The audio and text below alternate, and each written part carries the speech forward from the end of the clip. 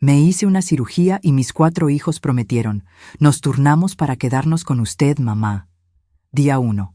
Nadie. Día 2. Nadie. Día 7. La enfermera me preguntó si yo tenía familia. El día 15 me dieron el alta y pedí un Uber. Cuando llegué a casa, desperté con la garganta seca y un dolor que me atravesaba el abdomen como si me hubieran partido en 2. Las luces del hospital eran demasiado blancas, demasiado frías. Moví la cabeza buscando una mano que sostener, una voz familiar que me dijera que todo había salido bien. Nada. Solo el pitido constante de las máquinas y el roce de las suelas de goma contra el piso. Una enfermera entró revisando papeles sin mirarme. ¿Cómo se siente, señora Graciela? Quise responder, pero las palabras se ahogaron cuando recordé la última imagen antes de entrar al quirófano. Mis 4 hijos, todos de pie alrededor de mi camilla, con expresiones serias y promesas que sonaban a juramento. No se preocupe, mamá, nos vamos a turnar para quedarnos con usted. Damián, mi primogénito, había puesto su mano sobre la mía. No va a estar sola ni un solo día, se lo prometo. Rodrigo asintió. Natalia incluso tenía lágrimas en los ojos. Y Esteban, mi bebé de 33 años, me besó la frente diciéndome: todo va a estar bien, mami. Pero al abrir los ojos tras la cirugía, solo encontré sábanas blancas y silencio. Si esta historia te está removiendo algo por dentro, suscríbete al canal para más relatos que te harán reflexionar sobre la familia y la dignidad. El primer día pensé que llegarían tarde, que el tráfico de la Ciudad de México los había atrapado, que alguna emergencia los retuvo. Revisé mi teléfono cada 5 minutos. Nada. Ni una llamada. Solo mensajes fríos en el grupo familiar. Perdón, mamá, surgió algo en el trabajo. Disculpa, los niños están enfermos. Hoy no puedo, tal vez mañana. El segundo día, el dolor físico se mezcló con otro tipo de dolor. Ese que te aprieta el pecho y te hace dudar de tu propio valor. ¿Acaso no había sido suficiente madre? ¿No había criado bien a estos hijos por los que sacrifiqué cada sueño propio? 23 años, cuidando sola a 4 niños después de que su padre murió en ese accidente en la fábrica. 23 años sin vacaciones, sin descanso, sin un momento para mí misma. Y ahí estaba yo, recién operada de una cirugía de vesícula complicada, mirando el techo de un hospital público mientras ellos seguían con sus vidas como si yo no existiera. El tercer día, dejé de revisar el teléfono con tanta frecuencia. El cuarto día, dejé de esperar. El quinto día, empecé a caminar por los pasillos del hospital sola, arrastrando el suero, mordiéndome los labios para no llorar frente a las otras pacientes que sí tenían familiares a su lado. El séptimo día, la enfermera Lupita, una mujer joven con ojos amables, se sentó al borde de mi cama con expresión preocupada. «Señora Graciela, ¿usted tiene familia?» La pregunta me cayó como balde de agua fría. «Tengo 4 hijos», respondí, y mi propia voz sonó hueca, como si viniera de muy lejos. Ella no dijo nada más, pero su mirada de lástima me dijo todo. En ese momento entendí que para el resto del mundo yo era una anciana abandonada. Una más de esas historias tristes que la gente comenta con pena y luego olvida. Los días siguientes se arrastraron entre revisiones médicas, medicamentos y ese vacío que crece cuando te das cuenta de que nadie vendrá. Ninguno de mis hijos contestaba las llamadas. Los mensajes quedaban en visto. La herida de mi abdomen sanaba lentamente, pero algo dentro de mí se rompía más rápido de lo que cualquier médico podía reparar. El día 15, el doctor me dio el alta.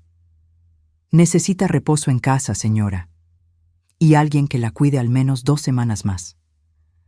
Asentí como si tuviera a alguien esperándome, como si no estuviera completamente sola. Salí del hospital con una bolsa de plástico que contenía mis pertenencias y una receta de analgésicos. El sol de mediodía me golpeó la cara y por un momento no supe qué hacer. Saqué mi teléfono con manos temblorosas y abrí la aplicación de Uber.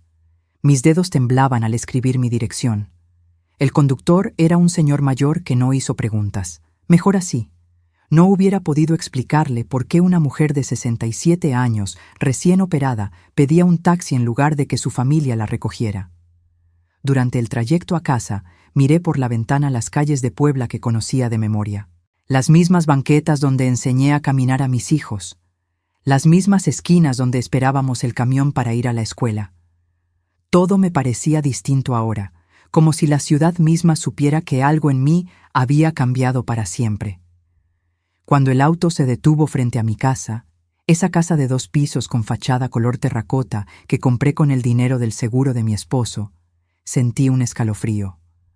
La puerta principal estaba entreabierta. Bajé del coche despacio, adolorida, confundida.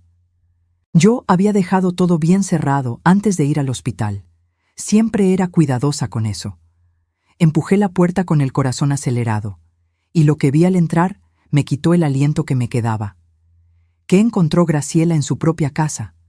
La respuesta cambiará todo lo que creía saber sobre sus hijos. La sala estaba revuelta. No como cuando dejas las cosas fuera de lugar por descuido, sino como cuando alguien ha buscado algo con prisa y sin cuidado. Los cojines del sofá estaban torcidos, los cajones del mueble antiguo abiertos, papeles desperdigados por el suelo. Caminé despacio. Cada paso era una punzada en mi abdomen, cada respiración un esfuerzo. ¿Hola? Mi voz sonó ridícula en mi propia casa. Nadie respondió. Avancé hacia el comedor y ahí fue donde lo noté, el espacio vacío contra la pared. La vitrina de caoba ya no estaba. Esa vitrina que había pertenecido a mi abuela Socorro, que sobrevivió la revolución, que había cruzado 3 generaciones de mi familia. Mis piernas casi cedieron. Tuve que sostenerme del marco de la puerta para no caer. No podía ser real. Alguien había entrado a robarme mientras yo agonizaba en un hospital. Subí las escaleras aferrándome al barandal, ignorando el dolor que me gritaba que me detuviera. Necesitaba revisar mi recámara. Necesitaba saber si también se habían llevado lo único que realmente importaba. Empujé la puerta de mi habitación y el mundo se detuvo. Mi joyero estaba abierto sobre la cama. Las pocas joyas que tenía estaban ahí. Los aretes de fantasía, un collar de perlas falsas, una pulsera sin valor. Pero faltaba algo. Metí las manos temblando, revolviendo cada compartimento, aunque ya sabía la verdad. El anillo de oro de mi difunto esposo había desaparecido. No era un anillo costoso para otras personas, pero para mí valía más que toda la casa junta. Era el anillo que perteneció al abuelo de Roberto, que se pasó de padre a hijo durante 80 años, que mi esposo me puso en el dedo el día que cumplimos 15 años de casados, diciéndome: «Esto es lo único de valor que tengo y quiero que sea tuyo». Se lo había prometido en su lecho de muerte. «Lo voy a cuidar como cuidé de ti, mi amor». Y ahora no estaba. Me senté en la cama sin fuerzas, con la vista nublada. Fue entonces cuando lo vi. Un papel doblado sobre mi tocador, pegado al espejo con cinta adhesiva. Lo tomé con manos que ya no me respondían y lo desdoblé. La letra era de Damián. «Mamá, vendimos algunas cosas para pagar gastos. No te enojes. Eran solo objetos viejos que ya no usabas. El dinero se necesitaba más. Cuando te recuperes hablamos». Leí la nota 3 veces. 4, 5. Como si las palabras fueran a cambiar de significado. Como si fuera una pesadilla de la que estaba por despertar. Gastos, objetos viejos. Mi herencia familiar era objetos viejos para ellos. Los recuerdos de mi abuela, el último pedazo de mi esposo, todo reducido a mercancía vendible para solucionar sus gastos. Me miré en el espejo y casi no reconocí a la mujer que me devolvía la mirada. Tenía el rostro demacrado, ojeras profundas, el cabello gris completamente despeinado. Pero lo peor no era mi apariencia física. Lo peor era el vacío en mis ojos. La expresión de alguien que acaba de entender que ha sido traicionada por las personas que más amaba en el mundo. Tomé mi teléfono y marqué a Damián con dedos temblorosos. Contestó al tercer tono, su voz casual, casi alegre. «Mamá, ¿ya saliste del hospital? Pensábamos ir a verte mañana. ¿Dónde está el anillo de tu padre?» No grité. Mi voz salió fría, controlada, peligrosa. Hubo un silencio breve, luego un suspiro. Mamá, necesitábamos dinero. Celeste y yo tenemos deudas. El anillo nos dio 35,000 pesos. Eso es más útil que tenerlo guardado juntando polvo. 35,000 pesos. Vendieron 80 años de historia familiar por 35,000 pesos. ¿Y la vitrina de la abuela Socorro? Esa la vendió Rodrigo. Creo que sacó como 20,000. Mira, mamá, sé que estás sensible por la operación, pero no es para tanto. Son solo cosas. Nosotros somos tu familia. Nosotros importamos más que un anillo viejo o un mueble. Colgué. No podía seguir escuchando. Me dejé caer en la cama, abrazando mi abdomen adolorido, y por primera vez en 15 días lloré. Lloré por mi esposo, que había confiado en que yo cuidaría su legado. Lloré por mi abuela, que había protegido esa vitrina durante la guerra. Lloré por la madre tonta que había sido, que crió a 4 hijos sin enseñarles el valor de las cosas que no se compran con dinero. Pero sobre todo, lloré porque en ese momento comprendí algo aterrador. Si mis hijos habían sido capaces de vender mis recuerdos mientras yo estaba vulnerable en un hospital, ¿qué más serían capaces de hacer? El teléfono vibró. Un mensaje de Rodrigo en el chat familiar. Mamá ya salió del hospital. ¿Alguien puede pasar a ver cómo está? Natalia respondió. Yo no puedo. Tengo 1000 cosas. Esteban. Más tarde, tal vez.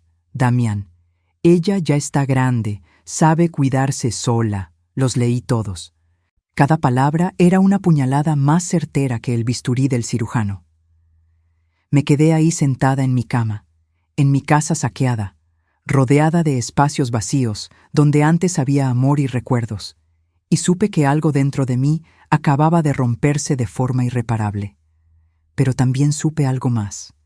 No iba a quedarme como víctima llorando sobre lo perdido. Si mis hijos creían que podían tratarme como un estorbo del que podían aprovecharse, estaban a punto de conocer una versión de su madre que nunca habían imaginado. Lo que Graciela no sabía era que el robo del anillo era apenas el comienzo. Sus 4 hijos tenían un plan mucho más oscuro, y ella estaba a punto de descubrirlo. Pasé esa primera noche en casa sin dormir, mirando el techo, sintiendo cada puntada de la herida quirúrgica mezclarse con un dolor mucho peor. Al amanecer, tomé una decisión. Necesitaba entender qué estaba pasando realmente. Mis hijos no se habían convertido en ladrones de la noche a la mañana. Algo más grande estaba ocurriendo. Me levanté despacio, preparé café de olla como me enseñó mi madre. Necesitaba algo que me devolviera a mí misma. Y me senté a reconstruir mentalmente a cada uno de mis hijos.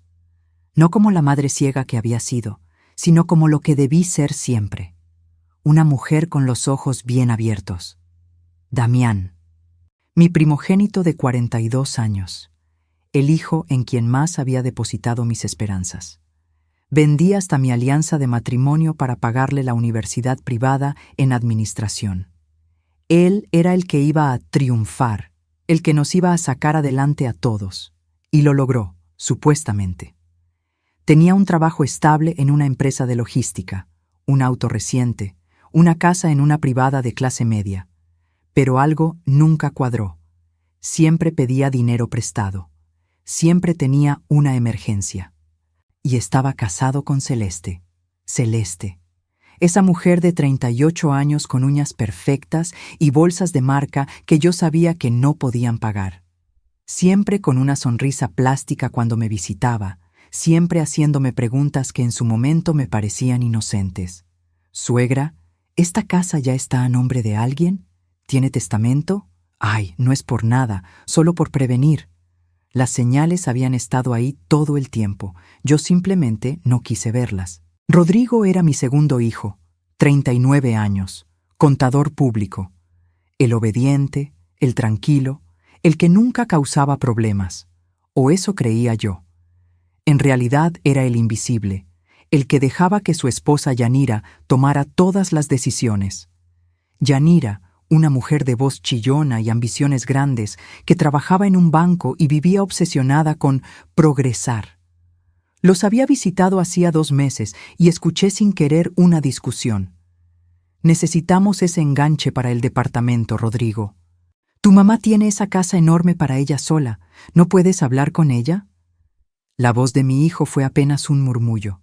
No es tan fácil. Entonces no sirves para nada, le había respondido ella. Recordar eso ahora me revolvió el estómago. Mi hijo era un cobarde, controlado por una mujer que lo despreciaba. Luego estaba Natalia, mi única hija, 36 años, la que siempre sintió que yo prefería a sus hermanos varones. No importaba cuánto intenté demostrarle lo contrario, ella cargaba ese rencor como una piedra al cuello. Había puesto un negocio de repostería que nunca despegó. La última vez que hablamos, hacía 3 semanas, me pidió 50,000 pesos prestados para invertir en equipo nuevo. Le dije que no tenía esa cantidad. Me colgó diciéndome, siempre fuiste tacaña conmigo, pero para Damián, todo. Y finalmente, Esteban, mi bebé de 33 años. El que nunca maduró porque yo nunca lo obligué. El que seguía viviendo de trabajos temporales, el que cambiaba de novia cada 6 meses, el que había estudiado 3 carreras sin terminar ninguna. Hace un mes vino a pedirme prestados 20,000 pesos por una emergencia médica. Le di 15,000 de mis ahorros, lo único que tenía para mis propias emergencias. 2 días después lo vi en Facebook, en un casino de Querétaro. No era una emergencia médica, era una deuda de juego. Todos mentían, todos necesitaban dinero, todos estaban desesperados. Y yo tenía algo que todos querían, una casa en una zona que se había revalorizado increíblemente en los últimos años. Un agente inmobiliario me había contactado hace 6 meses ofreciéndome 3,200,000 pesos por la propiedad. Yo ni siquiera consideré venderla. Esta era mi casa, el único lugar que era mío. Pero mis hijos sabían el valor. Claro que lo sabían. Terminé mi café sintiendo cómo las piezas del rompecabezas encajaban con claridad dolorosa. Las visitas casuales de los últimos meses. Las preguntas sobre documentos importantes. Damián preguntando dónde guardaba las escrituras. Rodrigo ofreciéndose a ayudarme a organizar mis papeles. Natalia diciendo que a mi edad ya debería planear las cosas por si me pasaba algo. Esteban preguntando si tenía testamento hecho. No eran visitas de hijos preocupados, eran visitas de reconocimiento. Estaban planeando algo, los 4. Y yo había sido demasiado ingenua o demasiado asustada de la soledad para verlo. Tomé mi teléfono y revisé el chat familiar. Había un mensaje nuevo de Celeste, dirigido a todos. Familia, creo que deberíamos reunirnos todos para hablar sobre mamá Graciela. Me preocupa que viva sola después de la operación. ¿Qué tal este domingo en mi casa? Los otros 3 respondieron rápido, demasiado rápido. Rodrigo. Perfecto. Natalia. Ahí estaré. Esteban. Sí, hay que hablar. Ni siquiera me habían preguntado a mí. Estaban organizando una reunión sobre mi vida, sobre mi futuro, y yo era apenas un tema de agenda. Sentí algo nuevo creciendo dentro de mí. No era tristeza, no era dolor. Era algo más peligroso, algo más frío. Era claridad absoluta mezclada con una rabia silenciosa que llevaba años dormida. Me puse de pie ignorando el dolor de la herida. Caminé hasta mi habitación y del fondo de mi closet saqué una caja de zapatos vieja. Adentro estaba la tarjeta arrugada de don Heriberto Salazar, el abogado que me ayudó con el testamento de Roberto hace 20 años. Un hombre serio, de esos que ya no existen, que nunca me cobró de más y que siempre me trató con respeto. Era hora de hacer una llamada. Porque si mis 4 hijos querían jugar sucio, iban a descubrir que su madre no era la anciana indefensa que creían. Todavía tenía garras, y estaba lista para usarlas. Pero Graciela aún no sabía lo peor. Sus hijos no solo querían su casa, tenían un plan legal para quitársela, aunque ella siguiera viva. El domingo llegó como llegan las sentencias, inevitable y pesado. Me vestí con mi blusa de lino color marfil y mis pantalones grises, los más dignos que tenía. Me peiné con cuidado, Me puse los aretes de plata que Roberto me regaló en nuestro aniversario número 10. Si iban a intentar hacerme sentir como una carga, al menos no me vería como una. Rodrigo pasó a recogerme. Durante todo el trayecto a casa de Damián, estuvo callado, nervioso, tamboreando los dedos contra el volante. ¿Estás bien, hijo?, le pregunté. Sí, mamá, respondió sin mirarme.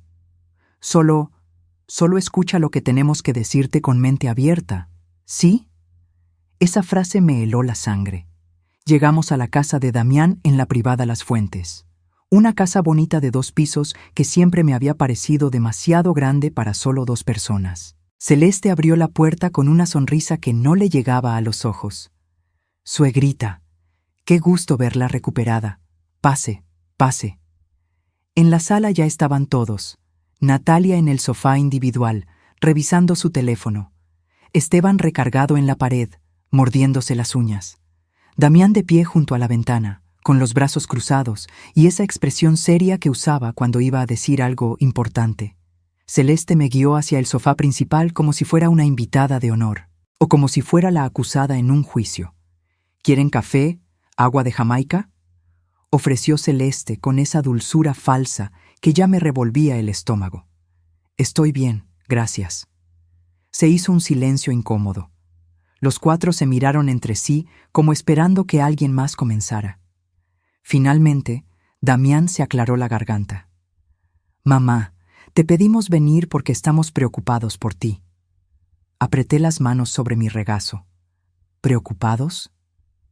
Sí, intervino Natalia sin levantar la vista del teléfono. Vives sola en esa casa enorme. Ya no eres joven. La cirugía demostró que en cualquier momento puede pasar algo.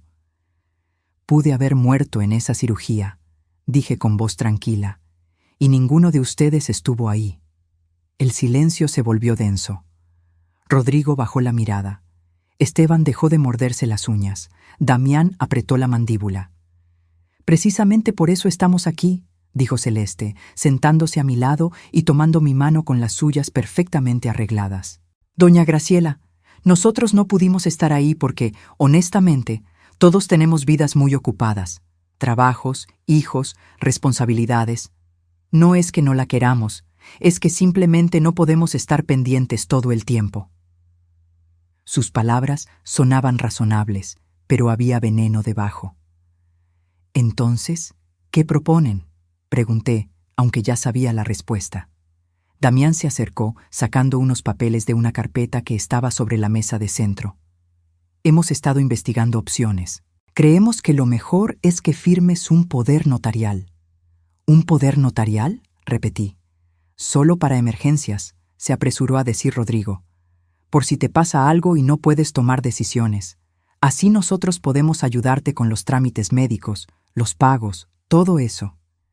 Es muy común, suegra, añadió Celeste. Todas las personas mayores lo hacen.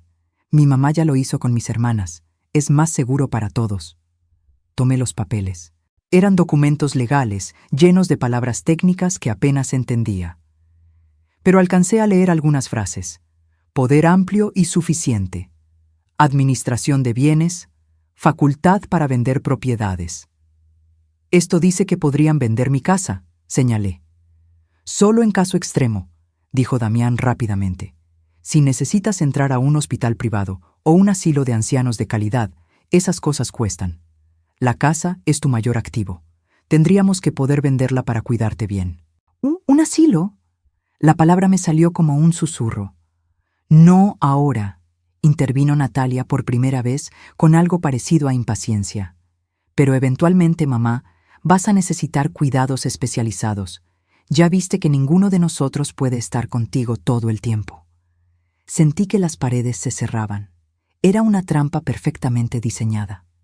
Me presentaban una solución razonable a un problema que ellos mismos habían creado con su ausencia. ¿Y si firmo esto?, dije despacio. ¿Entonces sí vendrían a visitarme? ¿Entonces sí tendría a mi familia de regreso? Esteban finalmente habló, con voz suave, casi infantil. Claro que sí, mami. Es que ahorita todo está muy complicado, pero si tú estás protegida legalmente, todos nos sentiremos más tranquilos. Miré a mi hijo menor, el niño que amamanté, que curé de fiebres, que abracé en cada pesadilla. Y vi a un extraño que me mentía con la misma facilidad con que respiraba. Además, añadió Celeste acercándome una pluma, si firmas hoy, Damián y yo te prometemos que nos turnaremos para visitarte cada semana. Y estoy segura de que los demás también. ¿Verdad, familia? Todos asintieron, como buitres esperando que la presa finalmente se rindiera. Tomé la pluma. Vi cómo los ojos de todos brillaban con anticipación. Damián incluso sonrió. Acerqué la pluma al papel, y entonces recordé algo. Una tarde de lluvia, muchos años atrás. Roberto estaba enfermo, ya sabíamos que le quedaban pocos meses. Me tomó la mano y me dijo: Graciela, cuando yo me vaya, nuestros hijos van a querer que tomes decisiones rápidas. Van a presionarte. Por favor, prométeme algo. Nunca dejes que nadie te quite tu dignidad. Esta casa es tuya. Tu vida es tuya. No dejes que nadie te haga sentir que eres una carga. Solté la pluma. Necesito pensarlo, dije levantándome. Son documentos legales importantes. Quiero que mi abogado los revise primero. El ambiente cambió instantáneamente. La máscara de preocupación se resquebrajó. ¿Tu abogado?, preguntó Damián con tono irritado. Mamá, esto es entre familia. No necesitas un abogado. Cualquier persona sensata revisa documentos legales antes de firmar, respondí con calma. ¿O eso me enseñaste tú cuando estudiaste administración, no, Damián? Natalia se puso de pie. Esto es ridículo. Te estamos ofreciendo ayuda y tú no sales con desconfianza.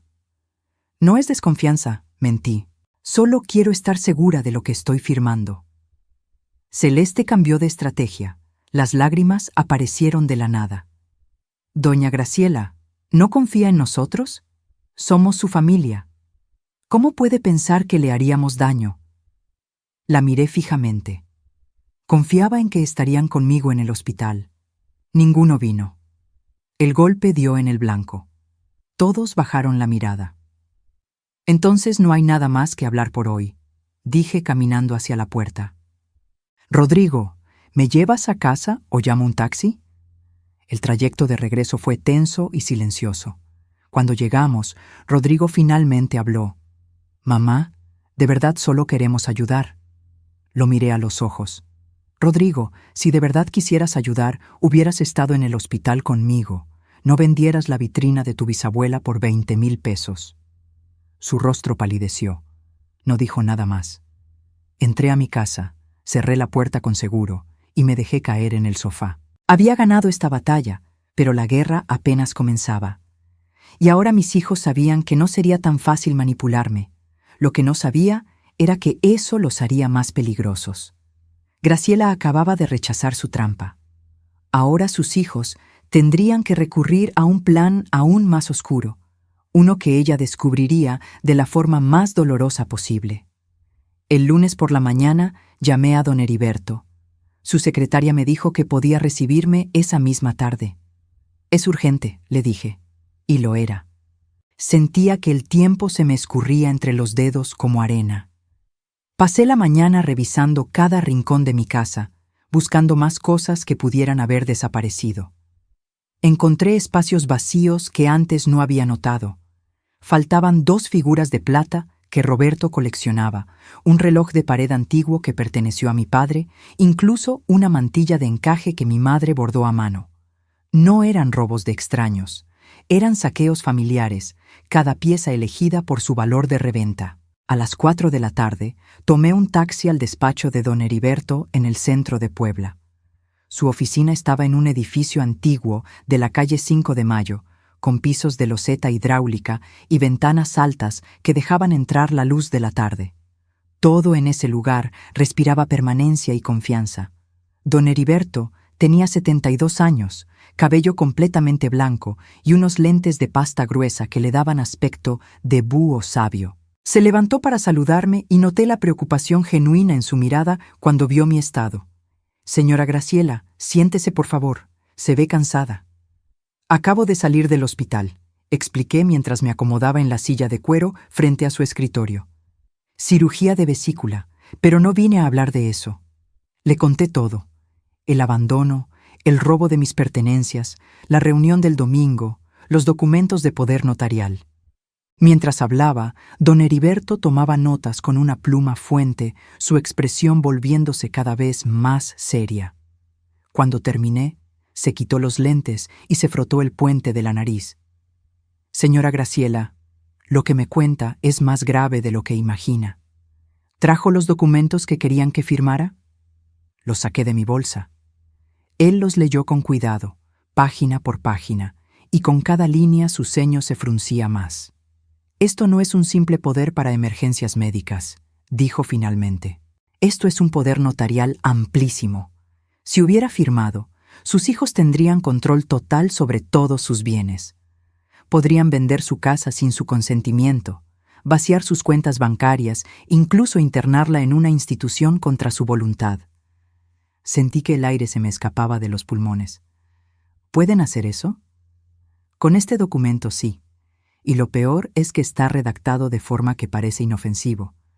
Pero los detalles técnicos son devastadores. Hizo una pausa. Señora Graciela, tengo que decirle algo más, y no será fácil de escuchar. Mi corazón se aceleró. ¿Qué cosa? Don Heriberto abrió un cajón de su escritorio y sacó una carpeta. Hace 2 meses, su hijo Damián vino a este despacho. No me reconoció porque quien lo atendió fue mi socia, la licenciada Morales. Él vino a hacer consultas sobre herencias en vida, sobre cómo una persona mayor podría transferir propiedades a sus hijos, sobre el proceso para declarar a alguien legalmente incapaz. El mundo se inclinó bajo mis pies. ¿Incapaz? Sí. Preguntó específicamente qué se necesitaba para que un juez declarara a una persona incapaz de administrar sus propios bienes por cuestiones de salud mental o física. Don Heriberto abrió la carpeta y me mostró las notas. La licenciada Morales le explicó el proceso. Se necesitan evaluaciones médicas, declaraciones de familiares, pruebas de que la persona no puede tomar decisiones por sí misma. Pero yo estoy perfectamente bien de la cabeza, dije, aunque mi voz temblaba. Eso no importa si consiguen médicos que digan lo contrario. Y créame, con dinero y las conexiones correctas, no es difícil. Se inclinó hacia adelante. Señora Graciela, sus hijos no solo quieren su casa, están planeando quitarle su autonomía completa. Me quedé en silencio, procesando. Todo encajaba con una claridad aterradora. La reunión del domingo no era solo para convencerme de firmar. Era el primer paso de un plan más grande. Si no firmaba voluntariamente, buscarían otra manera. ¿Qué más averiguó?, pregunté, porque algo en la expresión de don Heriberto me decía que había más. Él dudó, pero finalmente continuó. Hice algunas llamadas. Tengo contactos en bancos, en juzgados. No es ético, pero usted es mi clienta y me preocupa su bienestar. Sacó más papeles. Su hijo Esteban tiene deudas registradas en el buró de crédito por 180,000 pesos, principalmente con casas de apuestas en línea y préstamos personales con intereses altísimos. 180,000 pesos. Mi hijo menor estaba hundido hasta el cuello. Natalia, continuó don Heriberto, tiene un negocio de repostería que está técnicamente en quiebra. Debe 3 meses de renta de su local, tiene proveedores sin pagar y una demanda pendiente de Hacienda por evasión fiscal. Estamos hablando de unos 250,000 pesos en deudas totales. Cada cifra era una puñalada.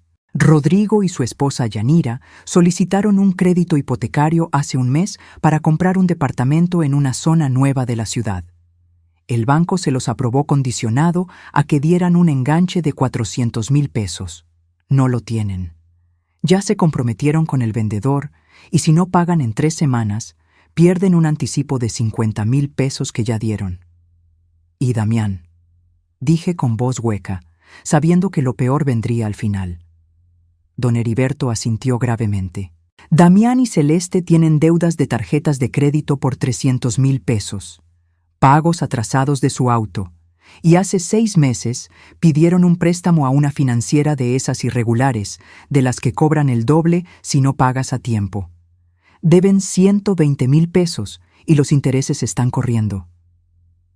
Hice los cálculos mentales. Entre los 4, mis hijos debían más de 1.000.000 de pesos, y mi casa valía 3.200.000. Todos necesitan dinero urgentemente, murmuré. Todos están desesperados. Exactamente. Y usted es su solución. Don Heriberto cerró la carpeta. Señora Graciela, entiendo que son sus hijos. Entiendo que esto debe doler de una manera que no puedo imaginar. Pero necesita protegerse. Ya. ¿Qué me recomienda? Primero, cambiar su testamento inmediatamente. Segundo, actualizar los beneficiarios de cualquier cuenta bancaria o seguro. Tercero, considerar vender la casa y mudarse a un lugar donde ellos no la encuentren fácilmente. No voy a huir de mis propios hijos, dije con firmeza sorprendente. Esta es mi casa. La compré con el dinero del seguro de Roberto. La mantuve trabajando de costurera durante años. Es mía. Entonces tenemos que ser más astutos que ellos. Don Heriberto se reclinó en su silla, pensativo. ¿Tiene a alguien en quien confíe? ¿Alguien fuera de sus hijos? Pensé en mi sobrina Leonor, la hija de mi hermana Magdalena, que murió de cáncer hace 7 años. Leonor había sido como una hija para mí. Trabajaba como enfermera, era madre soltera de 2 niños, y siempre, siempre me había tratado con respeto y cariño. Me visitaba cada mes sin falta, me llamaba cada semana solo para saber cómo estaba. Mi sobrina Leonor, dije, ¿confía en ella completamente? Con mi vida. Bien, entonces vamos a hacer lo siguiente. Don Heriberto empezó a escribir. Vamos a crear un nuevo testamento donde Leonor sea la principal beneficiaria de la casa. También vamos a establecer un fideicomiso con instrucciones claras. Si alguien intenta declararte incapaz o internarte contra tu voluntad, automáticamente todo pasa a Leonor y a una fundación benéfica que tú elijas. ¿Una fundación? Para ancianos abandonados. Será su legado, señora Graciela, y será la mejor venganza que sus hijos sepan que su avaricia no solo les costó su herencia, sino que ayudó a personas que ellos trataron de crear. Por primera vez en días, algo parecido a una sonrisa tocó mis labios. Me gusta esa idea. Hay algo más, añadió don Heriberto. Sus hijos van a intentar algo pronto. Están desesperados. Necesitamos estar preparados. Necesitamos evidencia de sus verdaderas intenciones. ¿Cómo? Dejándolos creer que tienen ventaja. Se quitó los lentes y me miró fijamente. Señora Graciela, ¿estaría dispuesta a actuar? Lo que don Heriberto le propuso a Graciela era arriesgado. Pero era la única manera de descubrir hasta dónde estaban dispuestos a llegar sus propios hijos. Salí del despacho de don Heriberto con un plan, pero también con un peso en el pecho que apenas me dejaba respirar. Tenía que actuar como si nada hubiera cambiado, como si siguiera siendo la madre ingenua y confiada de siempre. Pero por dentro, algo se había endurecido, algo que nunca volvería a ser blando. Los siguientes días fueron extraños. Mis hijos me llamaban más seguido, pero no para preguntar cómo estaba.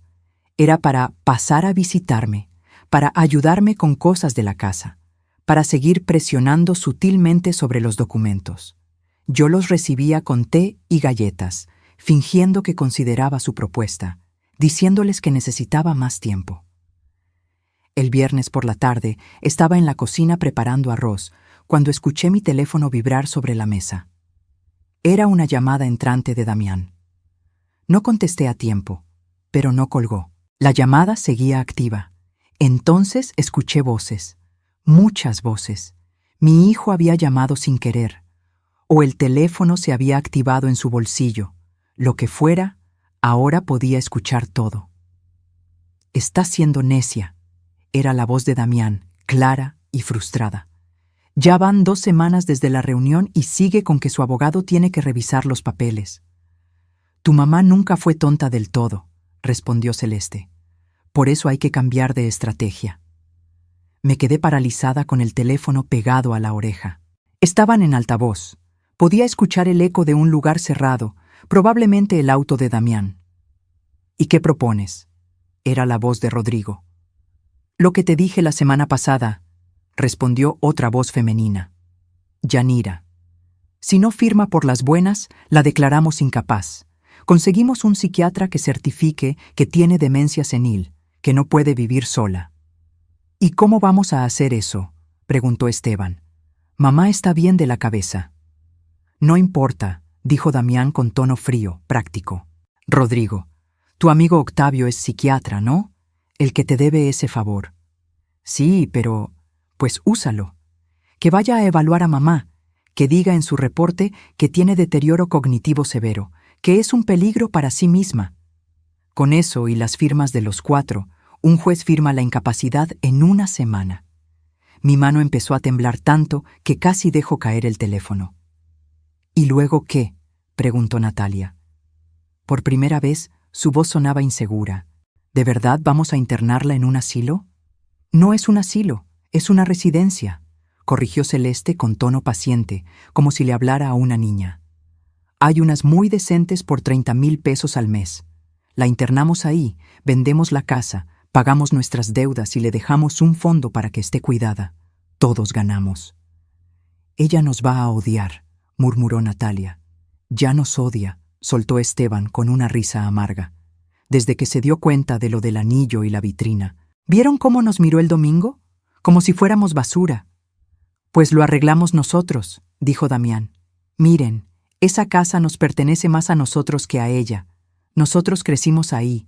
Nosotros tenemos familias, hijos, futuros. Ella ya vivió su vida, ya tuvo su tiempo. Ahora nos toca a nosotros. Las palabras me golpearon como puños. Ya vivió su vida. Como si yo fuera un trámite terminado, un ciclo completo que ya no servía para nada. Además, continuó Celeste, seamos honestos. Ella vive en esa casa enorme completamente sola. Es un desperdicio. Nosotros le daremos mejor uso a ese dinero. Damián y yo podemos salir de deudas y finalmente invertir en el negocio que queremos. Rodrigo y Yanira compran su departamento. Natalia salva su repostería. ¿Y Esteban? Yo puedo pagar lo que debo y empezar de cero, terminó mi hijo menor con voz de súplica, como pidiendo aprobación. Exacto, dijo Damián. Es una solución donde todos ganamos. Mamá estará cuidada en un lugar profesional y nosotros finalmente podemos vivir tranquilos. ¿Y si se resiste?, preguntó Rodrigo. Ella es terca cuando se lo propone. Hubo una pausa larga. Después, la voz de Damián sonó más baja, más siniestra. Si se resiste mucho, hay medicamentos que pueden mantenerla tranquila, calmada. El psiquiatra puede recetarle algo para su ansiedad, que la tenga más manejable. ¿Estás hablando de drogarla? La voz de Natalia subió de tono. Estoy hablando de medicarla apropiadamente para su condición, respondió Damián con tono profesional, como si fuera lo más normal del mundo. Es lo que se hace en estos casos. Silencio. Un silencio donde ninguno de mis otros 3 hijos objetó. Ninguno dijo que eso estaba mal. Ninguno defendió a su madre. ¿Cuándo lo hacemos?, preguntó Yanira. La semana que viene, respondió Celeste. Octavio va el miércoles a evaluarla. Para el viernes tenemos el dictamen. El lunes siguiente iniciamos el proceso legal. En 2 semanas, máximo 3, la casa está en venta. Y mamá está internada, añadió Esteban con voz plana, vacía.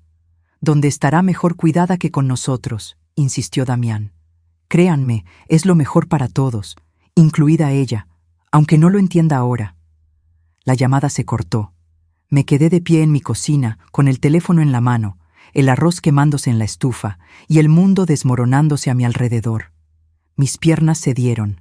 Me dejé caer en una silla. Y por primera vez en mi vida sentí algo peor que dolor. Sentí vacío absoluto. Estos eran los hijos que había criado sola después de enviudar a los 44. Los bebés que amamanté, que cuidé en cada enfermedad, que defendí de cada injusticia. Damián, a quien vendí mi alianza de matrimonio para pagar su universidad. Rodrigo, por quien trabajé doble turno cosiendo uniformes para pagarle el colegio privado. Natalia, a quien consolé en cada desamor, en cada fracaso. Esteban, mi bebé, a quien seguí protegiendo incluso cuando todos me decían que lo estaba malcriando. Les había dado todo, todo, mis años, mi salud, mis sueños. Cada peso que gané fue para ellos. Cada sacrificio tuvo sus nombres, y así me pagaban. No solo querían mi casa, querían encerrarme, drogarme, convertirme en un estorbo manejable mientras repartían los despojos de mi vida. Me levanté despacio y apagué la estufa. El arroz estaba negro, arruinado, como todo lo demás. Fui a mi habitación y me senté frente al espejo del tocador. La mujer que me miraba tenía 67 años, cicatrices de cirugía reciente, arrugas de preocupación y dolor. Pero también tenía algo nuevo en los ojos, algo duro, algo peligroso. Tomé mi teléfono y busqué la grabación de la llamada. Ahí estaba. 17 minutos de audio perfectamente claro. Las voces de mis 4 hijos planeando mi destrucción. Sentí algo extraño crecer en mi pecho. No era tristeza. Ya había agotado todas mis lágrimas. Esto era diferente. Era claridad absoluta mezclada con determinación de acero. Marqué a don Heriberto. Contestó al segundo tono. «Señora Graciela, ¿está bien?» «No», respondí con voz sorprendentemente calmada. «Pero voy a estarlo. Necesito que venga a mi casa mañana temprano. Tengo una grabación que debe escuchar, y necesito que preparemos todo lo que discutimos. Ya no podemos esperar más». «¿Qué pasó?» «Mis hijos acaban de mostrarme quiénes son realmente, y yo voy a mostrarles quién soy yo». Esa noche no dormí. Me quedé sentada en la sala, en la oscuridad, con la grabación en mi teléfono y una claridad mental que no había tenido en años. Mis hijos habían cometido un error. Creyeron que era débil. Creyeron que mi amor de madre me haría ciega y obediente. Pero se olvidaron de algo importante. Antes de ser su madre, yo era Graciela Mendoza. La mujer que sobrevivió a la pobreza. La que crió 4 hijos sola. La que convirtió dolor en fortaleza una y otra vez. Si querían guerra, tendrían guerra, pero sería en mis términos, y esta vez ganaría yo. Graciela ya no era la víctima, ahora era la estratega, y su plan para recuperar su dignidad apenas estaba comenzando. Don Heriberto llegó a mi casa a las 8 de la mañana del sábado. Traía consigo a la licenciada Morales, su socia, una mujer de unos 50 años con mirada inteligente y modales directos que me cayeron bien de inmediato. Les serví café y pan dulce que había comprado temprano en la panadería de Don Chuy. Necesitaba mantener las apariencias de normalidad. Luego puse el teléfono sobre la mesa y reproduje la grabación. Vi cómo sus expresiones cambiaban conforme escuchaban. Don Heriberto apretaba la mandíbula. La licenciada Morales tomaba notas rápidas, subrayando frases específicas. Cuando terminó, el silencio en mi cocina era denso como niebla. «Esto es oro puro», dijo la licenciada Morales finalmente. «Es evidencia directa de conspiración para cometer fraude, intento de despojo y hasta podríamos argumentar intento de secuestro. Con esta grabación, cualquier intento legal de ellos queda destruido». «Pero no quiero destruirlos», dije, y ambos abogados me miraron sorprendidos. «Quiero que aprendan, quiero recuperar mi dignidad y quiero que entiendan lo que hicieron, pero no quiero verlos en la cárcel». Don Heriberto asintió lentamente. «Entonces necesitamos un plan más sutil, más devastador emocionalmente que legalmente». «Exactamente», dije. «Quiero que sientan lo que yo sentí. Quiero que pierdan lo que creyeron ganado, y quiero que sea por sus propias acciones, no por las mías». Durante las siguientes 2 horas diseñamos el plan. Era arriesgado, requería que yo actuara de forma convincente, pero era perfecto. Haría que mis hijos revelaran su verdadera naturaleza ante testigos, ante autoridades, ante ellos mismos. «¿Estás segura de que puede hacer esto?», preguntó la licenciada Morales. «Va a requerir que actúe como si estuviera perdiendo la memoria, como si estuviera confundida. Va a ser doloroso fingir debilidad». «He fingido estar bien durante semanas mientras me desangraba por dentro», respondí. Puedo fingir estar mal durante unos días si eso me devuelve mi vida. Firmamos los nuevos documentos ese mismo día. El testamento quedó modificado. La casa iría a Leonor y una parte sustancial a una fundación que crearíamos para ancianos abandonados por sus familias. Los beneficiarios de mis cuentas bancarias cambiaron. Todo quedó protegido, blindado legalmente. Ahora viene lo difícil, dijo don Heriberto. Tiene que llamar a sus hijos y actuar como si algo estuviera mal. Tiene que plantarles la semilla de que su plan está funcionando. Esa tarde llamé a Damián. Dejé que el teléfono sonara varias veces antes de contestar, como si me costara trabajo encontrarlo. «Bueno», dije con voz ligeramente confundida. «¿Mamá? Soy Damián». «¿Damián? Ah, sí, hijo. ¿Cómo estás?» Hice una pausa. «Perdón, ¿ya habíamos hablado hoy?» Silencio del otro lado. Podía sentir sus engranajes mentales girando. «No, mamá, no hemos hablado. ¿Estás bien?» Sí, estoy bien. Solo que no recuerdo si tomé mi medicina esta mañana. Dejé las pastillas en algún lado y no las encuentro». Dejé salir una risa nerviosa. La verdad es que últimamente olvido muchas cosas. El otro día no recordaba dónde guardé las escrituras de la casa. Qué tontería, ¿verdad? Otro silencio. Este más largo, más calculador. ¿Las escrituras? ¿Las de la casa? Sí, esas. Las necesitaba para... Bueno, ya ni recuerdo para qué las necesitaba. Suspiré. Ay, hijo, creo que tienes razón. Tal vez sí necesito ayuda con estas cosas. Vivir sola está siendo más difícil de lo que pensaba. Mamá. La voz de Damián cambió. Se volvió más suave, más interesada. ¿Quieres que vaya a verte? Puedo pasar mañana, ayudarte a buscar tus papeles, organizarte las medicinas. ¿Mañana es domingo?, pregunté como si no lo supiera. Sí, mamá, mañana es domingo. Ah, bueno, sí. Ven si quieres. Voy a hacer pozole. Hice una pausa. O era mañana cuando iba a hacer pozole. No me acuerdo. No te preocupes, mamá. Voy a las 11. Descansa. Colgué y respiré profundo. La trampa estaba puesta. Al día siguiente llegaron los 4. No solo Damián, todos. Claramente él había llamado a sus hermanos para contarles sobre mi confusión. Venían con expresiones de preocupación que habrían sido convincentes si yo no hubiera escuchado esa grabación. Los recibí en bata de casa, con el cabello sin peinar, arrastrando un poco las pantuflas. Había dejado papeles regados en la mesa, tazas de café sin lavar en diferentes partes de la sala, todo para crear la imagen de desorden mental. «Hijos, qué sorpresa que vengan todos», dije con sonrisa vaga. «¿Es algún día especial? ¿Es mi cumpleaños?» «No, mamá», dijo Natalia sentándose a mi lado. «Tu cumpleaños es en marzo. Estamos en noviembre».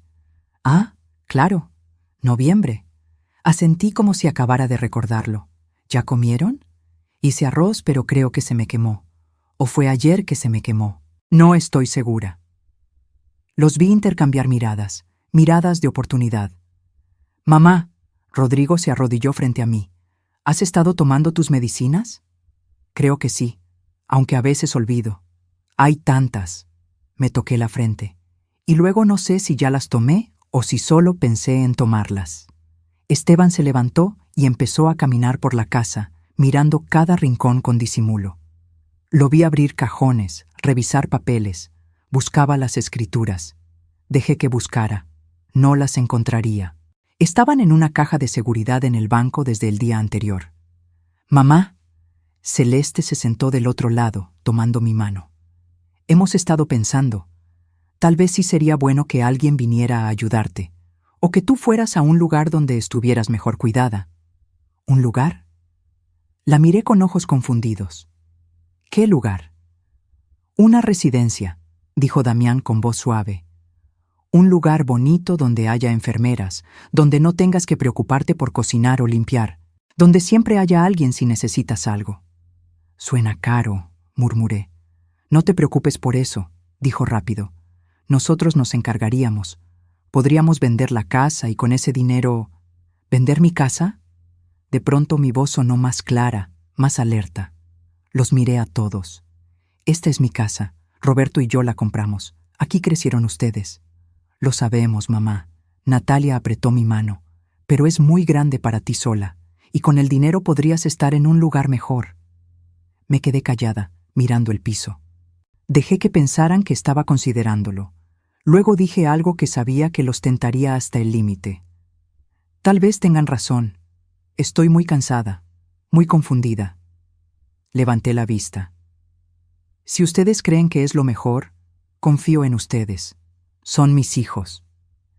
La habitación prácticamente vibró con su emoción contenida. ¿Entonces firmarías los papeles?, preguntó Damián tratando de sonar casual. ¿El poder notarial del que hablamos? ¿Cuáles papeles? Incliné la cabeza. Los que te mostramos hace 2 semanas, los del poder. No recuerdo eso, dije suavemente, pero si ustedes dicen que es importante, supongo que puedo firmar. Ustedes nunca me harían daño, ¿verdad? Vi sus rostros. Vi la codicia desnuda en sus ojos. Vi cómo se miraban entre ellos con expresiones de triunfo. Nunca, mamá, mintió Damián. Nosotros solo queremos lo mejor para ti. Entonces está bien, dije con voz cansada. Pero no hoy. Estoy muy cansada hoy. Tal vez otro día. Claro, mamá. Celeste me palmoteó la mano. Otro día. Pronto. Cuando se fueron, me quedé sentada en el mismo lugar durante 20 minutos. Luego me levanté, me peiné, me lavé la cara y llamé a don Heriberto. Ya mordieron el anzuelo, le dije. Ahora hay que preparar la siguiente fase. ¿Está lista para lo que viene?, preguntó. Más que lista, respondí. Voy a hacer que mis hijos enfrenten exactamente lo que son. Y voy a hacerlo frente a todas las personas que necesitan verlo. Mi metamorfosis estaba completa. Ya no era Graciela la madre abnegada. Ahora era Graciela la estratega. Y mi siguiente movimiento los dejaría a todos sin aliento. Graciela había preparado el escenario perfecto. Pero para que su plan funcionara, necesitaba que sus hijos dieran el paso final, y lo darían muy pronto. El miércoles llegó como estaba planeado. A las 3 de la tarde sonó el timbre. Era Rodrigo acompañado de un hombre delgado de unos 50 años, con bata blanca y maletín negro. El doctor Octavio Miranda, el psiquiatra amigo que iba a certificar mi supuesta demencia. Lo que mis hijos no sabían era que don Heriberto había hecho sus propias gestiones. En mi sala, escondida detrás de un marco de fotos, había una cámara diminuta. En el jarrón de la entrada, un micrófono. Todo perfectamente legal porque era mi casa y yo había dado mi consentimiento. La licenciada Morales estaba en su auto afuera, monitoreando todo en tiempo real. «Mamá», dijo Rodrigo con esa sonrisa falsa que ya me revolvía el estómago. «Mira, te traje al doctor Miranda. Es amigo mío. Solo quiere hacerte unas preguntas para ver cómo estás de salud». «¿Un doctor?», fingí confusión. «¿Estoy enferma?». «No, señora Graciela». El doctor Miranda se sentó frente a mí con libreta en mano. «Solo es una evaluación de rutina. Su hijo está preocupado por usted». Durante la siguiente hora, el doctor me hizo preguntas diseñadas para hacerme parecer incompetente. «¿Qué día es hoy? ¿En qué año estamos? ¿Puede decirme qué desayunó? ¿Recuerda dónde guardó documentos importantes?». Yo respondía con la mezcla perfecta de confusión y lucidez. A veces acertaba, a veces dudaba, a veces me contradecía. Lo suficiente para parecer en deterioro, pero no tan grave como para ser obvio que estaba actuando. Rodrigo intervenía estratégicamente. «Mamá ha olvidado tomar sus medicinas varias veces. El otro día dejó la estufa prendida. Se confunde con las fechas constantemente». Todas mentiras, todas dichas con la convicción de quien cree estar haciendo lo correcto. El doctor Miranda tomaba notas, asentía gravemente. Al terminar, le dijo a Rodrigo en voz baja, pero no tanto como para que yo no escuchara. «Es claro que hay deterioro cognitivo significativo.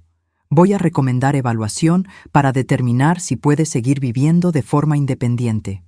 «¿Y el documento?», preguntó Rodrigo ansioso. «¿El dictamen?». «Lo tendrás para el viernes. Con esto y las firmas de todos los hermanos, el proceso legal será rápido. Se fueron dejándome descansando. En cuanto cerré la puerta, respiré profundo y llamé a don Heriberto. «Lo tenemos todo grabado», dijo él con satisfacción en la voz. «Esto es conspiración para cometer fraude documentada. El doctor Miranda puede perder su licencia por esto». «Todavía no», le dije. «Déjelos llegar hasta el final. Quiero que se hundan solos». El viernes, como anticipado, Damián me llamó para organizar una reunión familiar urgente para el domingo. «Es importante, mamá. Vamos a hablar sobre tu futuro». Su voz era miel envenenada. «¿Mi futuro?», pregunté con voz pequeña. «Sí, mamá, para que estés mejor cuidada. Te queremos». El domingo llegaron todos a las 11 de la mañana, pero esta vez no venían solos. Damián traía una carpeta gruesa con documentos. Celeste traía folletos de residencias para adultos mayores. Todos vestían formal, como si fuera una ocasión especial. Lo que no sabían era que yo también había invitado a algunos otros. Los recibí en la sala, sentada en mi sofá favorito, con la misma bata de casa y expresión confundida de días anteriores. «Hijos, qué bonito que vengan todos. ¿Es Navidad?» «No, mamá», dijo Natalia sentándose. «Es noviembre todavía. Recuerda que hablamos de esto». Damián abrió su carpeta. «Mamá, trajimos los papeles que necesitas firmar. Es para tu protección». «Rodrigo te explicó que el doctor vino a verte, ¿verdad?» «¿Un doctor?», parpadeé. «Creo que sí. Creo que vino alguien». «Sí, mamá». Rodrigo se acercó. «Y él dice que necesitas ayuda, que ya no puedes vivir sola, así que vamos a ayudarte». «Encontramos un lugar hermoso». Celeste puso los folletos frente a mí. «Mira, tiene jardines, enfermeras las 24 horas, actividades. Vas a estar muy bien ahí». Tomé los folletos con manos temblorosas. Eran de un asilo de ancianos barato en las afueras de la ciudad. Nada de los 30,000 pesos al mes que habían mencionado en su conversación. Este costaba 9,000. Ni siquiera iban a gastar en internarme decentemente. «¿Me van a llevar a vivir ahí?», pregunté con voz quebrada. «Es lo mejor», dijo Esteban, sin poder mirarme a los ojos. «Ahí vas a estar cuidada». «¿Y mi casa?» «Nosotros nos encargaremos de la casa». Damián puso los documentos frente a mí. «Por eso necesitas firmar esto. Es un poder para que podamos vender la casa y administrar el dinero para pagar tu residencia». «Pero yo quiero mi casa», dije, y dejé que mi voz temblara. «Esta es mi casa. Aquí vivo con Roberto». Hubo un silencio incómodo. Natalia se aclaró la garganta. «Mamá, papá murió hace 23 años». «¿Murió?». Abrí los ojos grandes. «¿Cuándo?». «Perfecto. Los tenía justo donde los quería». Vi sus expresiones, mezcla de lástima falsa e impaciencia real. Creían que había ganado. «Mamá», Damián puso la pluma en mi mano. «Firma aquí. Nosotros cuidaremos todo. Confía en nosotros». Tomé la pluma. Acerqué el papel. Vi cómo todos contenían la respiración, y entonces sonó el timbre. Todos se tensaron. «¿Esperas a alguien, mamá?», preguntó Celeste con molestia apenas contenida. «No lo sé», dije con confusión genuina en este caso. ¿Esperaba a alguien? Rodrigo fue a abrir la puerta, y su cara palideció cuando vio quién estaba ahí. Don Heriberto entró primero, con su portafolio de cuero y su expresión seria. Detrás de él venía la licenciada Morales, y detrás de ella, mi sobrina Leonor, con lágrimas en los ojos pero la mandíbula apretada. «¿Qué está pasando aquí?», preguntó don Heriberto con voz que retumbó en la sala. «¿Y usted quién es?». Damián se puso de pie, su postura defensiva. «Soy Heriberto Salazar, abogado de la señora Graciela Mendoza, y esta reunión se terminó». «Esto es un asunto familiar», dijo Celeste. «No tiene nada que ver con usted. Tiene todo que ver conmigo cuando están intentando cometer fraude contra mi clienta», respondió la licenciada Morales, sacando su propia carpeta. «Tenemos documentado cada paso de su plan para despojar a la señora Graciela de sus bienes mediante engaños y falsificación de documentos médicos». El color abandonó las caras de mis 4 hijos. «No sé de qué habla», tartamudeó Damián. «¿No?» Don Heriberto sacó su teléfono. Tal vez esto les refresque la memoria. Y reprodujo la grabación. Esa llamada del viernes pasado donde planeaban todo.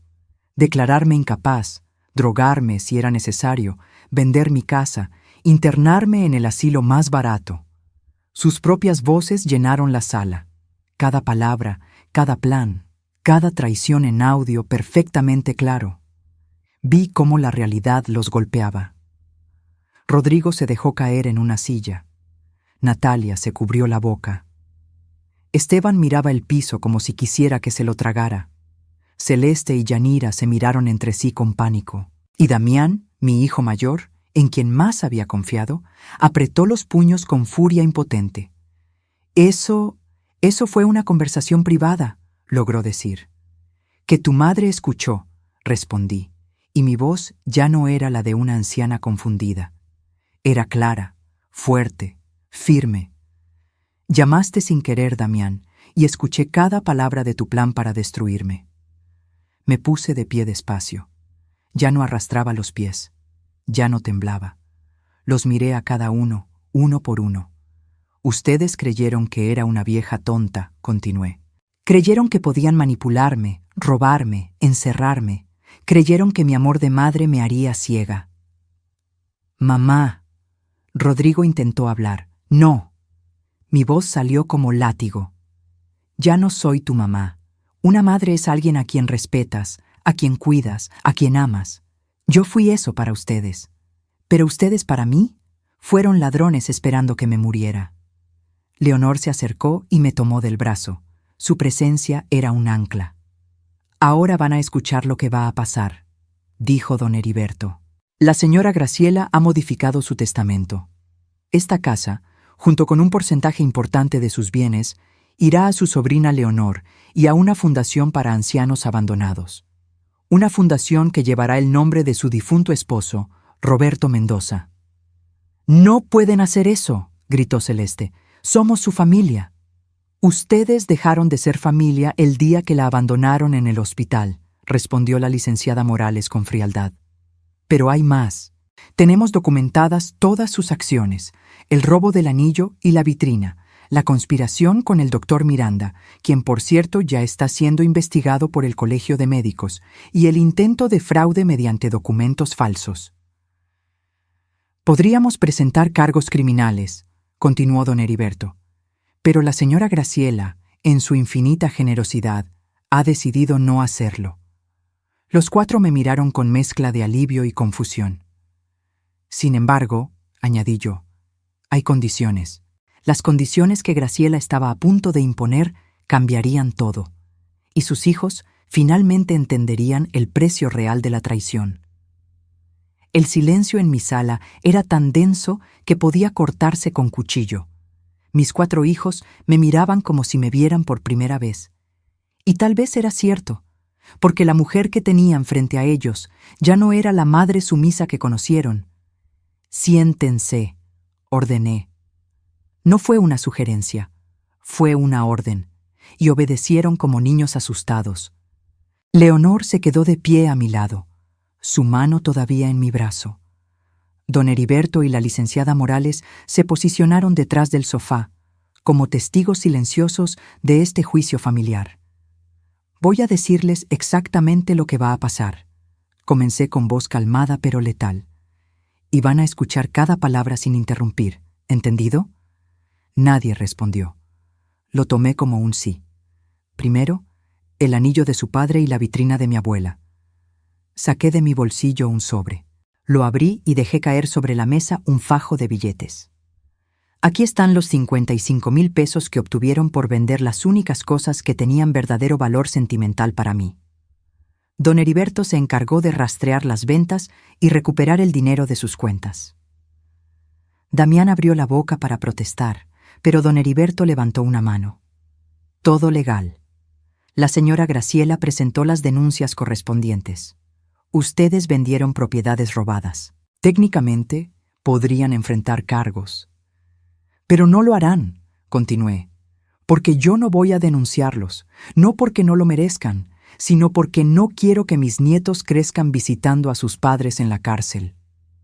Vi cómo esa mención a mis nietos los golpeaba. Natalia comenzó a llorar silenciosamente.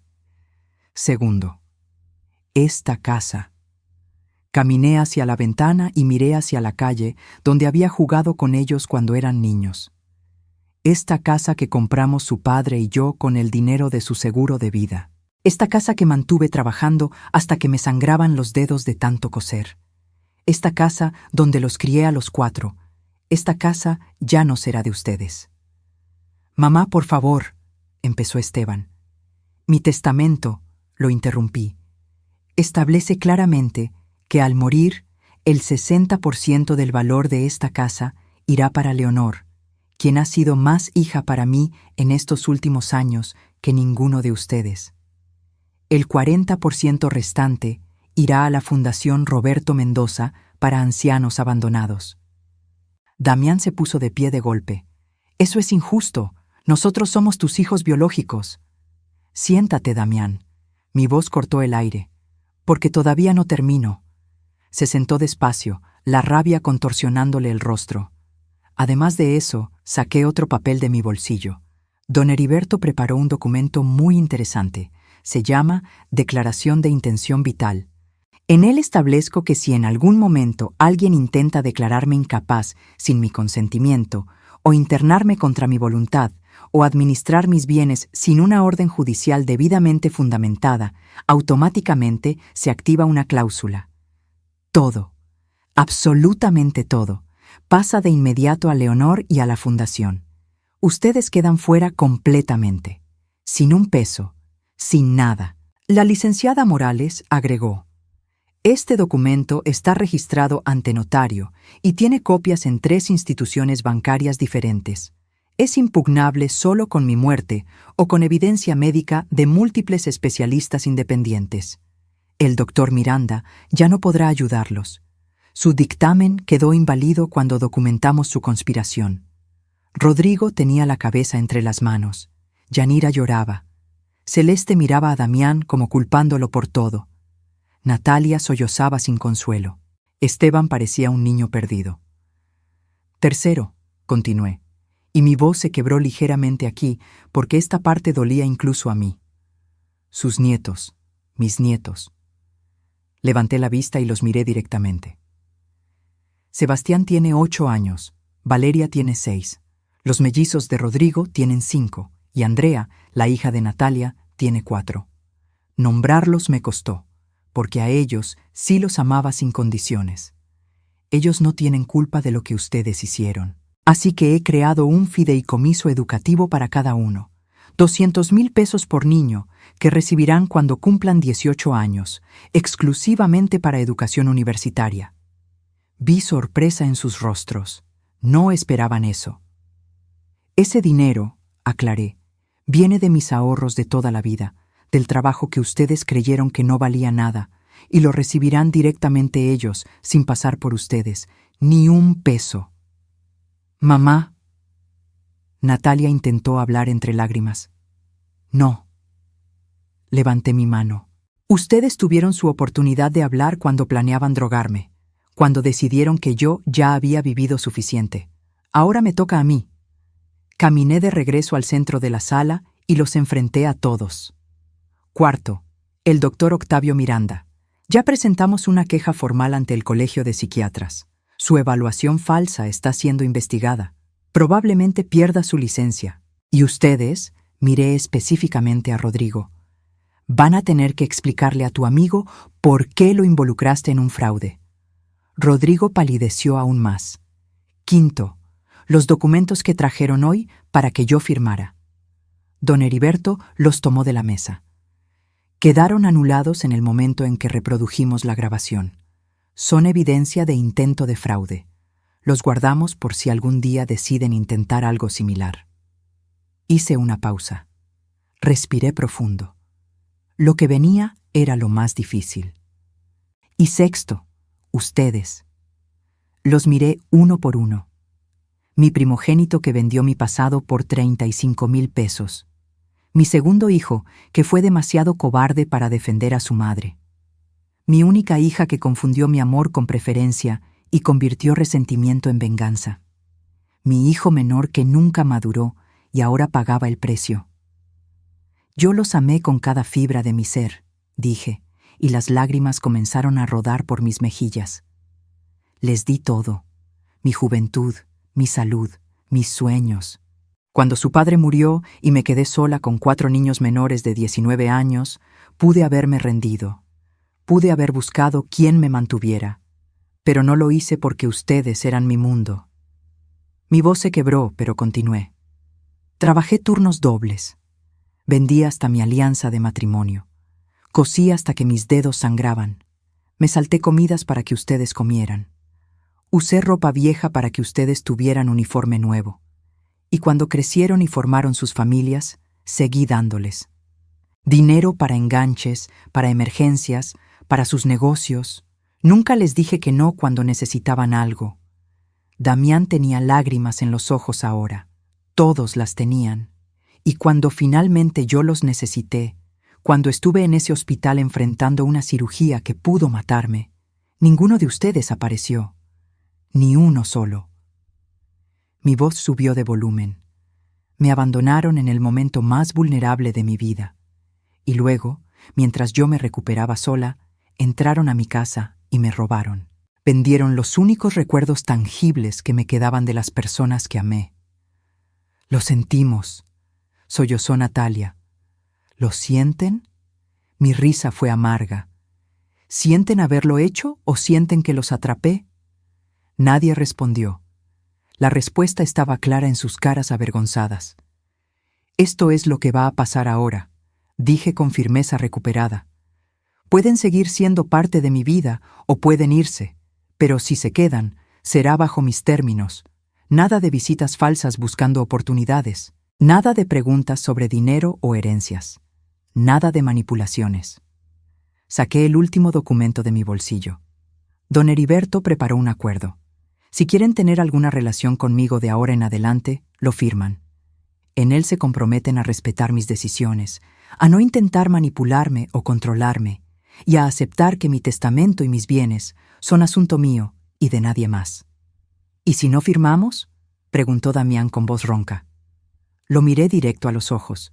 Entonces no vuelven a poner un pie en esta casa, no vuelven a llamarme, y cuando yo muera se enterarán por el periódico.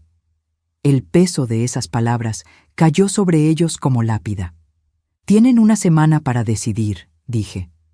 Don Heriberto les enviará copias del acuerdo. Si firman, podemos intentar reconstruir algo. No será lo mismo, nunca volverá a ser lo mismo. Pero tal vez, con años de esfuerzo genuino de su parte, podamos tener algún tipo de relación. Me acerqué a la puerta y la abrí. Ahora váyanse. Todos. Necesito descansar. Y necesito que esta casa vuelva a sentirse como mi hogar, no como un campo de batalla. Uno por uno se levantaron. Celeste y Yanira salieron rápido, sin mirar atrás. Esteban se detuvo frente a mí, con lágrimas rodando por su cara. Mamá, yo. Pero no encontró las palabras, solo bajó la cabeza y salió. Rodrigo me miró con ojos rojos. Perdóname. Fue todo lo que dijo antes de irse. Natalia se detuvo y me abrazó. Yo no le devolví el abrazo. Toda mi vida creí que no me querías, susurró. Y ahora entiendo que siempre me quisiste. Fui yo quien no supo verlo. La solté suavemente. Tienes una semana, Natalia.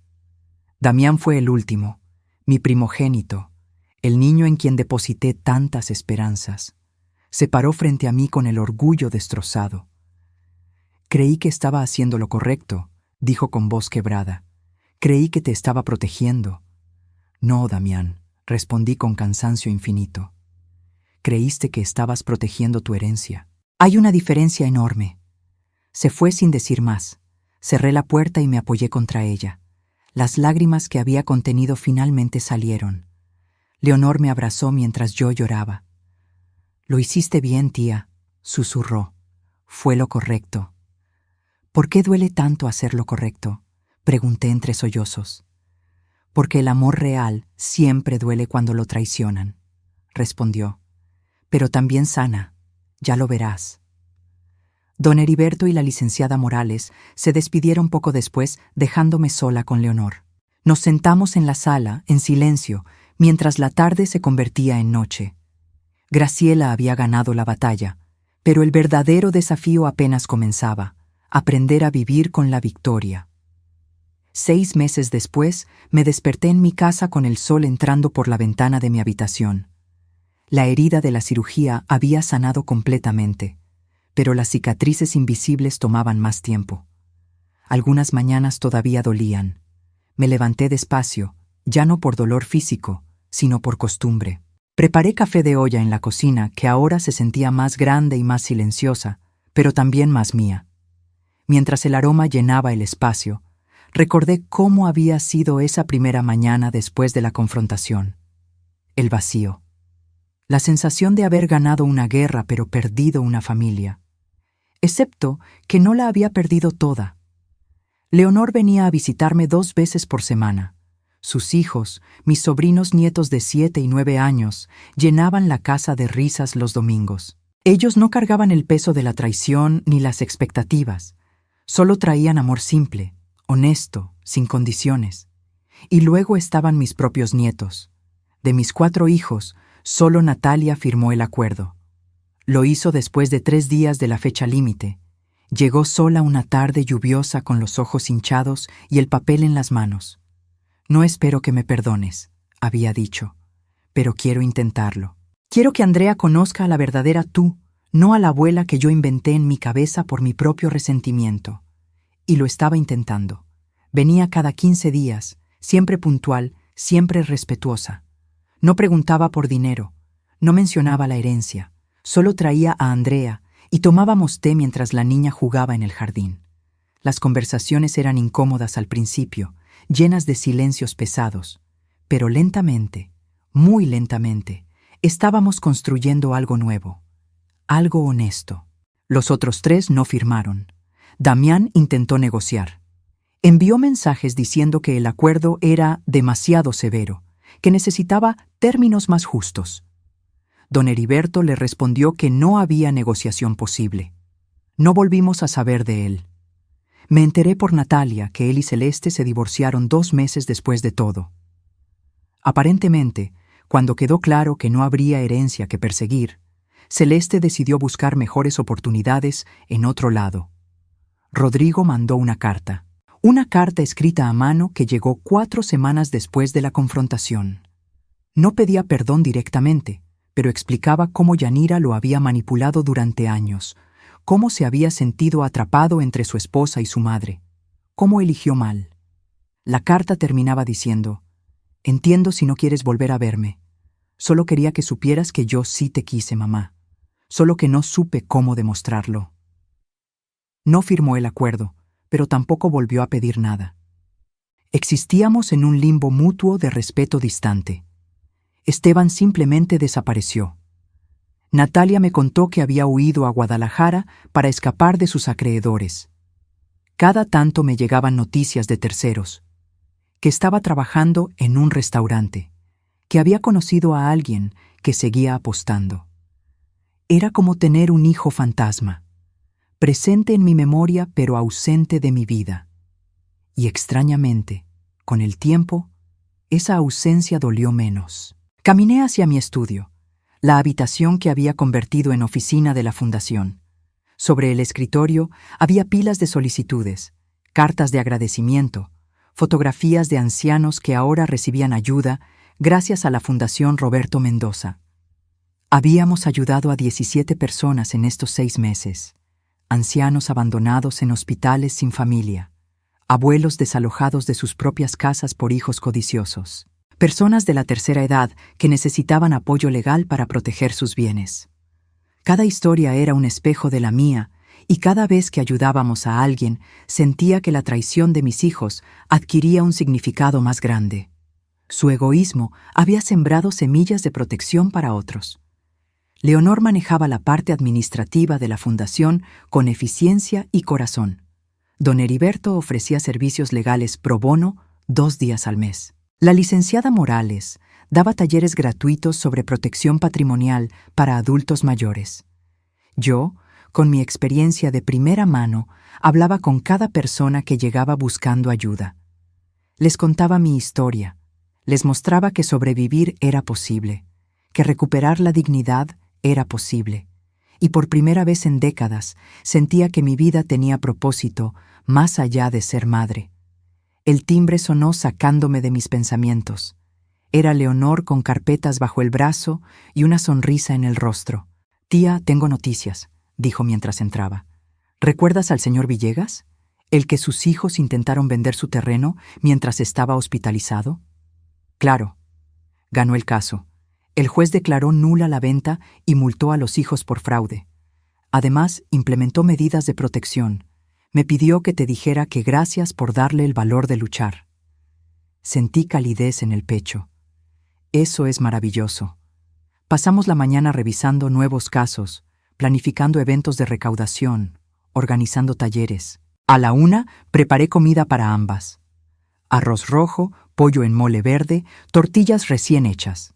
Leonor me ayudó a poner la mesa y comimos hablando de todo y de nada, como lo hacen las familias reales. Por la tarde, después de que Leonor se fue, me senté en el jardín con una taza de té. Observé las bugambilias que Roberto había plantado hace 30 años, todavía floreciendo vibrantes y fuertes. Sobrevivientes, como yo. Mi teléfono vibró. Un mensaje de Natalia. «Tía, Andrea pregunta si puede quedarse a dormir este viernes. Quiere que le enseñes a hacer las galletas de nuez que tanto le gustan». Respondí.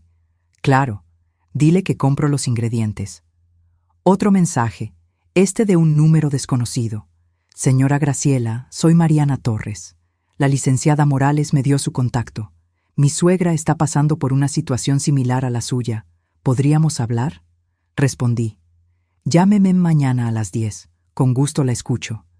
Guardé el teléfono y miré el cielo que comenzaba a teñirse de naranja con el atardecer. Pensé en Roberto, en cómo habría manejado él todo esto.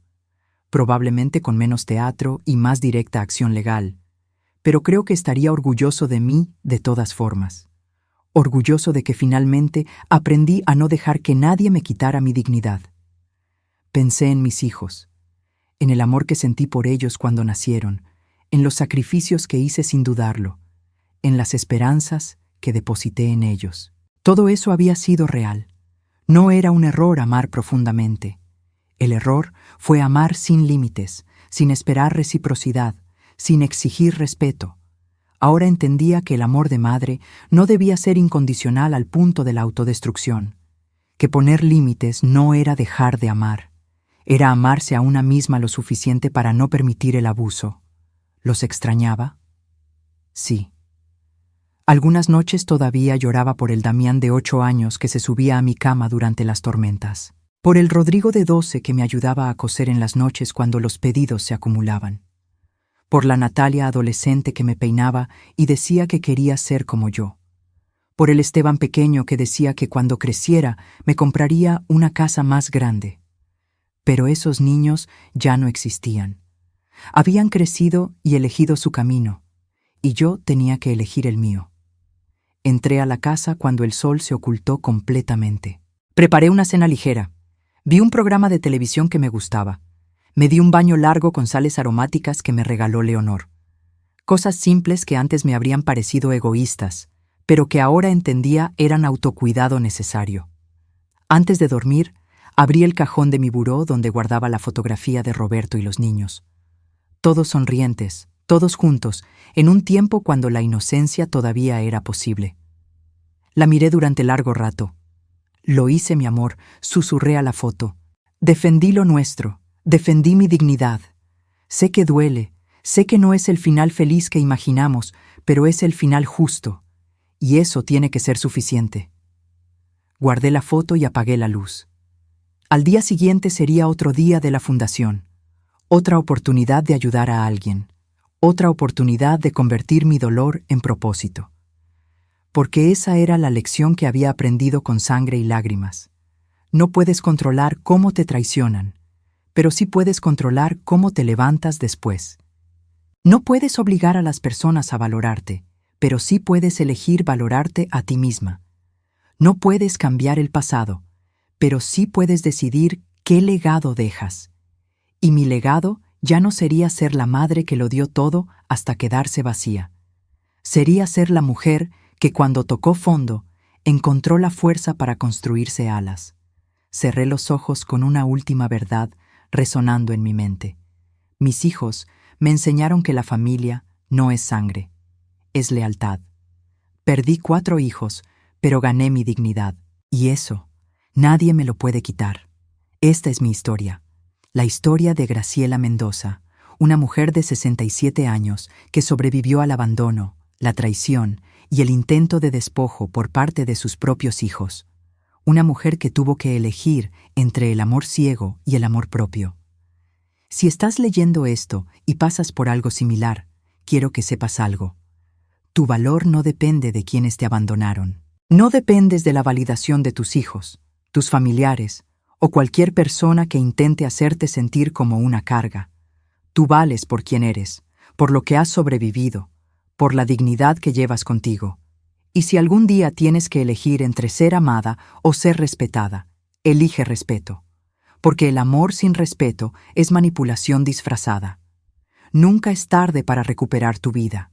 Nunca es tarde para poner límites. Nunca es tarde para decir, hasta aquí, porque la verdadera riqueza no está en lo que posees, sino en lo que no permites que te quiten. ¿Y tú? ¿Has vivido una historia similar? ¿Conoces a alguien que esté pasando por esto? Déjame tu comentario contándome desde qué parte del mundo nos acompañas hoy. Dale like si esta historia te hizo reflexionar y suscríbete para seguir escuchando historias de vida real que nos enseñan sobre dignidad, justicia y amor propio. Porque juntos somos más fuertes y nadie merece ser tratado como invisible en su propia vida.